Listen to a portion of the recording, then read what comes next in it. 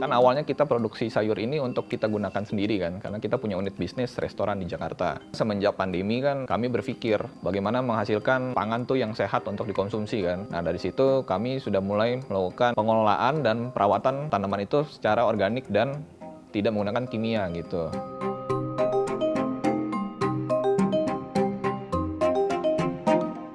Kedepan kan pangan sangat dibutuhkan. Sekarang aja impor-impor dari luar itu masih banyak sekali gitu terjun ke Indonesia. Bagaimana cara mindset kita selaku anak muda gitu ya merubah, menggantikan yang tadinya konvensional menjadi benar-benar modern gitu. Banyak teknologi dari anak muda yang dihasilkan menjadi pertanian untuk kecukupan pangan di Indonesia pada umumnya dan untuk diri pribadi pada khususnya.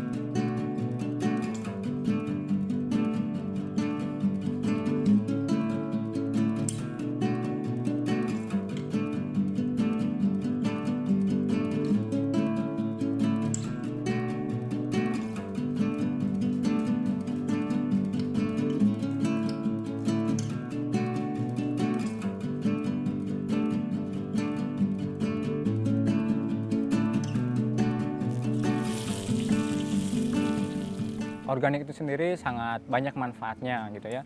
Karena mulai dari perlakuannya, kemudian perawatan hingga hasil yang dihasilkannya itu kita benar-benar menggunakan pure dari bahan-bahan alam. Ya, yang kita tahu adalah Indonesia adalah negara agraris. Banyak sekali kekayaan alam yang bisa dihasilkan untuk bahan pangan. Nah, di situ kenapa organik itu tadi mahal, kemudian dikatakan sehat itu betul sekali. Udah banyak yang membuktikannya. Karena organik itu yang tadi menggunakan bahan-bahan alami itu sendiri. Berbanding dengan yang menggunakan bahan-bahan kimia, anorganik. Oke, kita sekarang mengkonsumsi hasil pertanian anorganik ya, ada campuran bahan kimia dan yang lainnya. Oke, sekarang contoh kita konsumsi enak-enak saja. Tapi ketika kita sudah 30 tahun kemudian, 35 atau 40 tahun kemudian akan ada efek yang mengendap. Contoh, karena residu dari kimia itu tidak akan habis ketika kita buang air saja. Dia akan mengendap di berbagai organ tubuh kita. Jadi ketika kita mengkonsumsi bahan organik yang sehat itu, jadi pencernaan kita juga bisa sehat.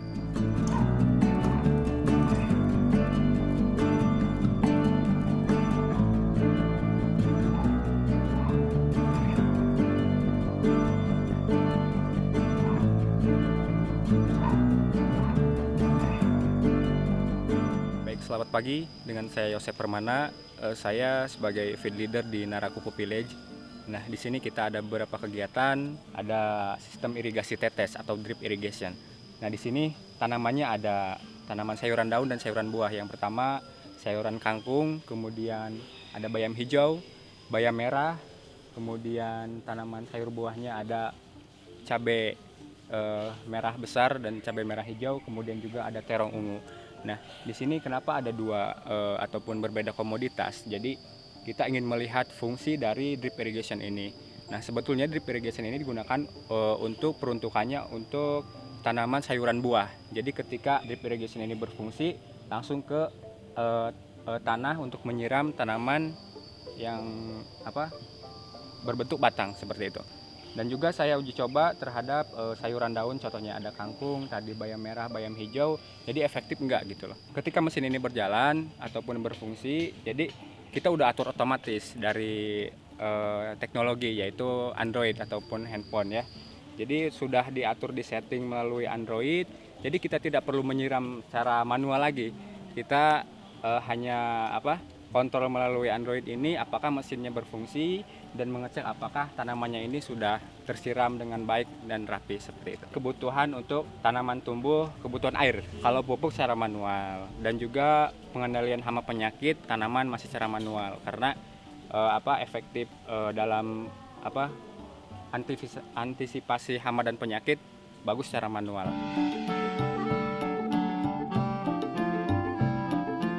Di sini mesin yang sudah berjalan, ini airnya sudah menetes. Nah, jadi ini udah otomatis disetel dari Android ataupun handphone. Nah, jadi kebutuhan air terhadap tanaman ini langsung masuk ke akar tanaman seperti ini.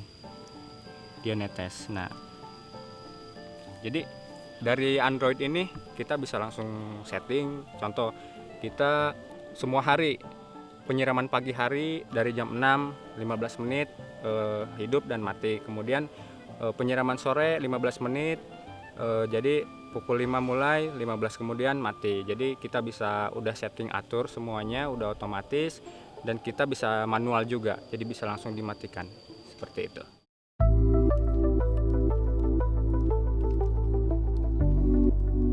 Di sini kita pakainya drip system sih. Kalau orang Indonesia bilangnya sistem infus atau tetes air gitu. Nah kan ini sebetulnya teknologi dari Israel. Cuma kita coba aplikasikan dalam satu kebun kita, ya masih skala kecil sih, tapi lumayan lah gitu. Teknologi ini kan lebih ke arah penyiraman tanaman gitu. Jadi kita bisa setting misalnya jam 7 pagi, ini nanti netes air selama setengah jam gitu. Nanti jam berapa lagi, misalnya sore sekitar jam 4, dia netes air lagi. Tapi udah pakai handphone gitu. Oh macam-macam itu. Kalau sekarang mungkin ada cabai kali atau tomat gitu. Kita kan dari kangkung ada, bayam ada, terus kemarin ada sempat okra juga, terus ada kale, macam-macam sayurannya.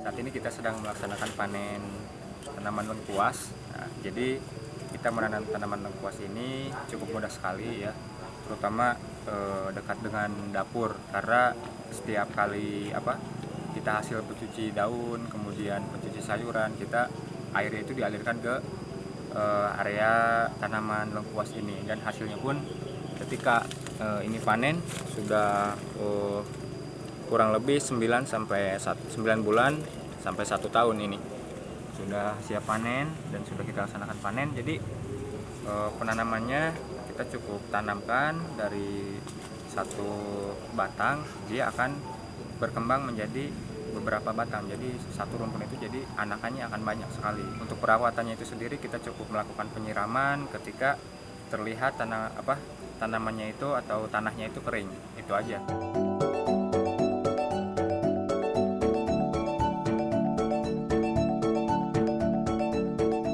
Jadi kan ini kan kawasannya sebetulnya kawasan cukup besar kan, dengan luas 3 hektar gitu. Awalnya sih memang pengembangannya masih kecil, tapi semenjak pandemi itu kita mulai fokus ke arah pertanian organik, pertanian sehat gitu, menghasilkan sayur sehat untuk dikonsumsi masyarakat.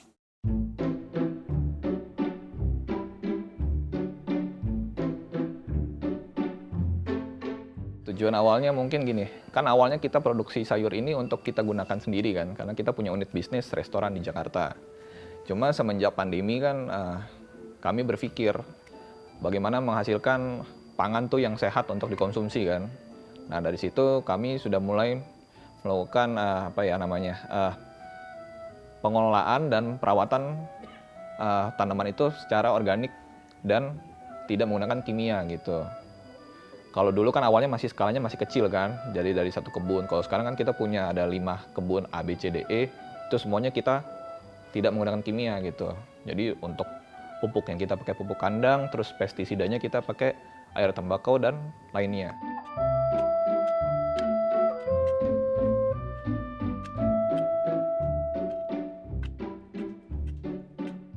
Tim proses produksi itu sendiri tentu di situ terdapat ada saya sendiri ya sebagai controller di dalamnya. Kemudian ada tim juga. Yang pertama ada tim kebun, ada kurang lebih 4 orang. Contoh petugas kebun, mulai dari persiapan bibit, persemaian, pengolahan lahan, hingga panen, itu tugas yang petugas kebun. Kalau kendala sih mulai dari kita namanya berkebun atau bertani gitu ya.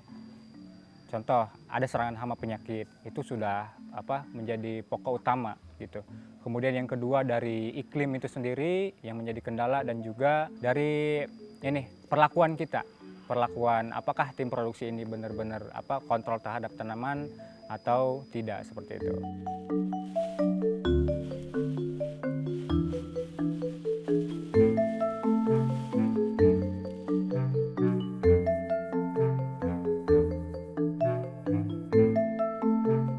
Ketika kita bertani, bercocok tanam itu pertama kita kan harus ada perawatan tanaman ya. Contohnya adalah kita menyiram pagi dan sore hari. Itu sangat penting, diperlukan sekali.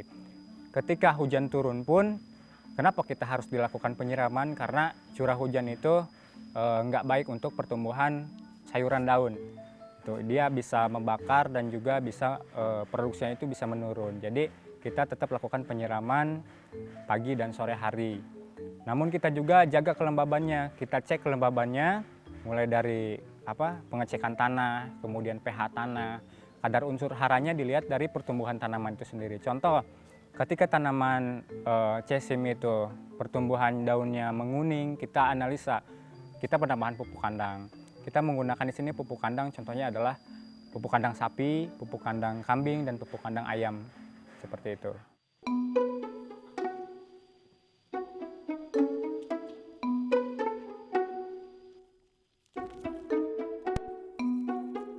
Teknis penanaman di Naraku Pupi Village ini, contoh tadi yang disampaikan adalah ketika kita menanam kangkung, 1 kali panen, masa panen 27 hari. Nah, kita 2 kali masa tanam.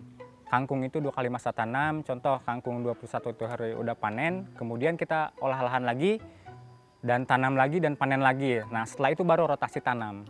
Rotasi tanam, contoh ganti menggunakan cesim, menggunakan selada, ataupun menggunakan pakcoy ataupun terong dan yang lainnya. Jadi nggak selamanya satu kebun itu atau satu bedeng itu kangkung terus. Jadi ada rotasi tanam. Mengapa demikian? Karena untuk memecah siklus hama. Salah satu rotasi tanam itu adalah untuk memecah siklus hama itu sendiri gitu.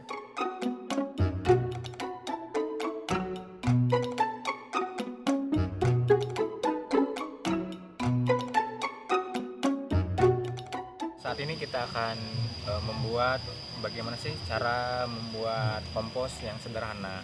Di sini ada bahan-bahannya yang sudah disiapkan. Pertama, kita ada seresah daun atau ranting dari tanaman yang sudah kering yang kita kumpulkan. Kemudian di sini ada efektif mikroorganisme, kita gunakan E4 dan campuran dari gula merah. Kemudian juga kita sediakan kompos yang udah jadi. Nah, nanti fungsi-fungsinya sambil kita praktekkan, sambil dijelaskan. Tentu siapkan juga ember untuk menampung ketika proses dekomposisi itu berjalan. Ya, untuk tahap pembuatannya, jadi seresah daun ataupun ranting yang sudah kita kumpulkan ini kita hancurkan seperti ini. Karena ini mudah sekali ya, menggunakan tangan juga, dan langsung masukkan ke ember.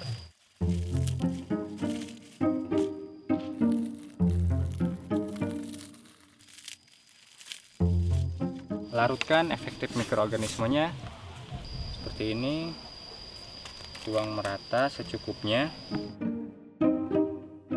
Tambahkan kompos yang udah jadi. Ini fungsinya untuk merangsang proses penguraian. Setelah itu tambahkan lagi larutan E4-nya. Nah, setelah selesai kita tutup rapat. Ini ember ini ditutup rapat ya. Jadi setelah ditutup, diamkan kurang lebih selama 1-2 minggu. Itu kita lihat apakah dia suhunya tinggi atau rendah. Kita bisa langsung buka aja tutupnya. Kita lihat apakah proses penguraiannya berjalan dengan baik. Dan biasanya setelah pertumbuhan 2 minggu itu dia akan mengurai secara alami.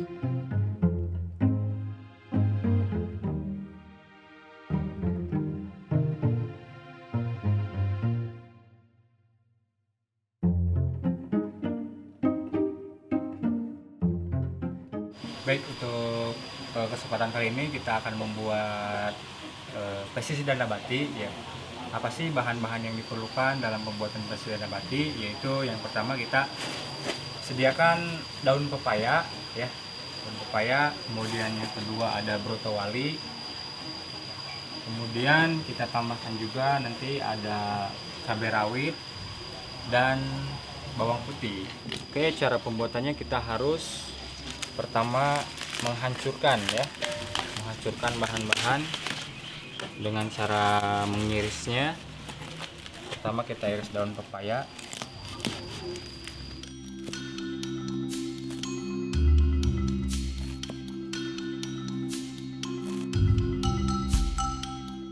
Oke, setelah kita cacah ataupun iris daun pepayanya, kita lakukan penumbukan agar menghasilkan daun pepaya ini menjadi halus.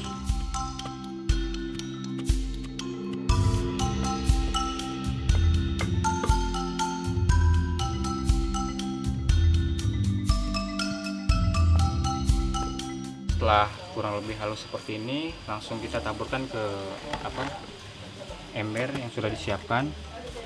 Kita ambil aja, langsung taburkan, taruh di ember untuk melakukan proses penguraian. Setelah itu kita harus cacah kembali brotowali.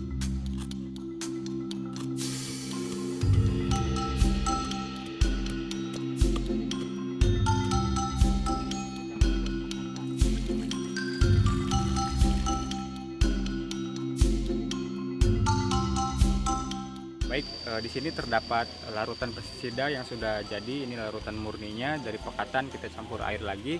Ini sudah bisa digunakan untuk pengendalian hama di tanaman yang sudah kita tanam. Ini jenisnya sprayer ya. Nah, kita bisa langsung gunakan ke tanaman dan sambil melakukan perawatan kita semprotkan aja. Karena ini secara sederhana ya, bisa digunakan juga di pekarangan-pekarangan membuat polybag seperti ini, dan pengendaliannya juga bisa dari bahan alam yang tadi setelah dibuat langsung disemprotkan. Ini tidak mencemari lingkungan, juga untuk konsumsi sehat. Dia tidak menempel di tanaman merusak, tapi dia hanya mengendalikan hama.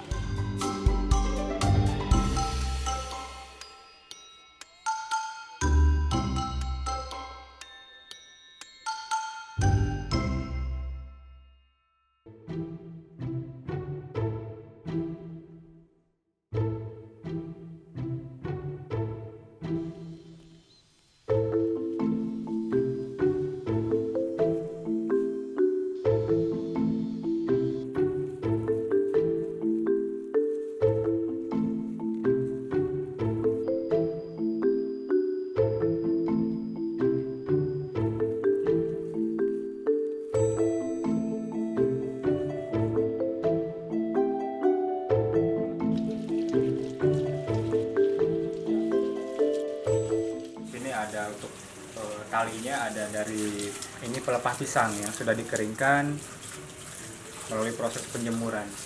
Ini 2 hari dari pelepah pisang yang basah sudah kering seperti ini untuk proses penalian ya, seperti itu. Kita lanjut ke packing. Kemudian selain itu pembungkusannya juga kita menggunakan daun pisang. Nah, kenapa pakai daun pisang? Karena di sini kita harus organik ya. Jadi keseluruhan dari tanaman kita manfaatkan untuk pembungkusan tanaman itu sendiri. Oke, nanti untuk packingnya dilanjutkan oleh Mas Rijal. Silakan Mas Rijal.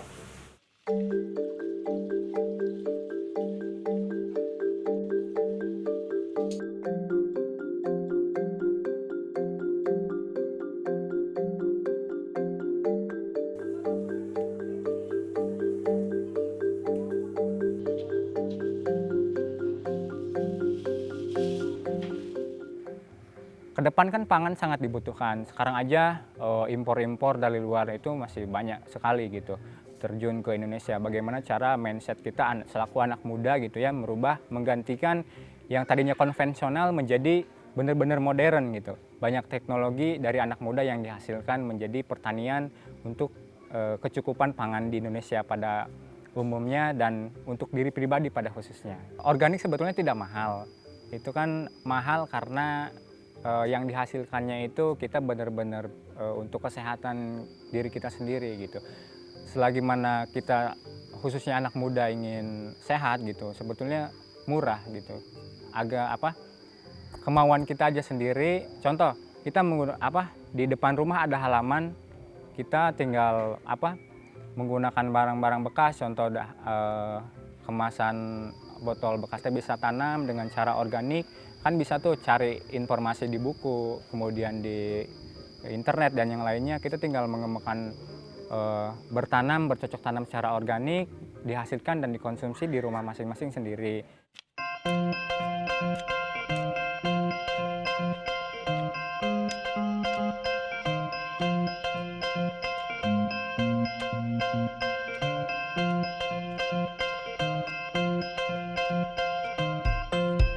Sebetulnya sayur sehat itu balik lagi ya ke rasa ya. Rasa itu nggak bisa dibohongin. Jadi kalau dari konsumen yang mencoba sayur kita dengan sayur yang ada di pasaran mungkin ya ada perbedaan gitu. Misalnya kalau sayur kita rasanya lebih manis gitu. Terus kalau misalnya ada juga konsumen yang bilang kangkungnya lebih renyah. Saya juga kurang tahu ya renyahnya itu gimana gitu kan karena persepsi orang beda-beda ya. Cuma ya itu tadi saya balik lagi sayur sehat ini kita kan selalu bilang kita nggak pakai pestisida gitu, nggak pakai pestisida buatan atau kimia gitu.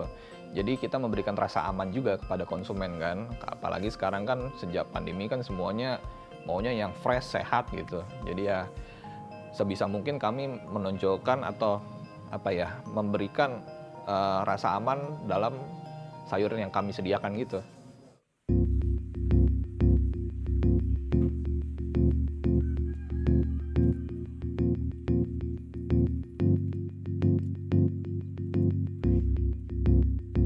Kalau saya sih ada 2 pesan sih ya.